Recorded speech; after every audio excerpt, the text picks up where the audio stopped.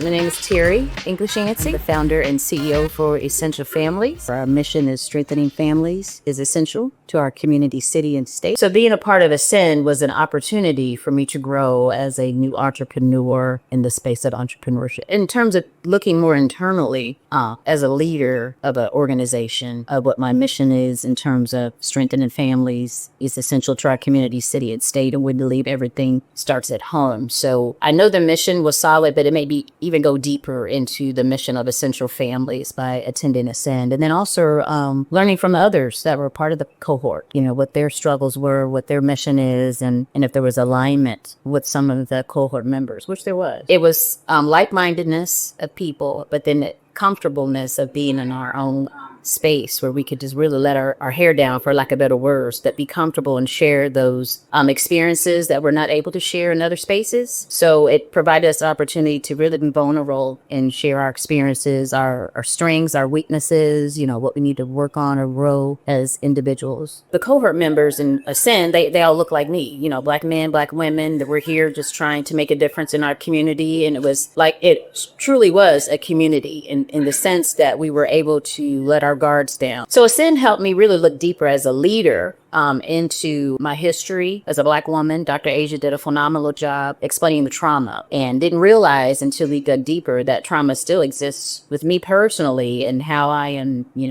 working through some past traumas at past organizations or even over my lifetime, and how that has shaped and developed who I am as a Black woman today. And the other aspect of Ascend, again, the camaraderie of the other members in those cohorts, just letting us have a vulnerable space to share our past experiences, to share what we have learned, to share what we're all struggling with as business men and women. I think in the financial aspect, we were able to share, what things have worked with other businesses. For instance, I brought up having a line of credit. You may have to have a line of credit, and how to go about that, having a line of credit to ensure that your expenses are being met until the funding comes in. Because a lot of grants that we receive here at Essential Families are reimbursable. And so we had to have a good relationship with our banker to establish that relationship to have a line of credit. So in those aspects of Ascend, the sharing of what we are doing or what we're not doing or what we should be doing, or what other organizations are doing, what they've learned, just that knowledge base that was in the room, and kind of that peer-to-peer, that's what I would like to call it, that peer-to-peer knowledge base. If I could describe it in one sentence, it's an opportunity for Black leaders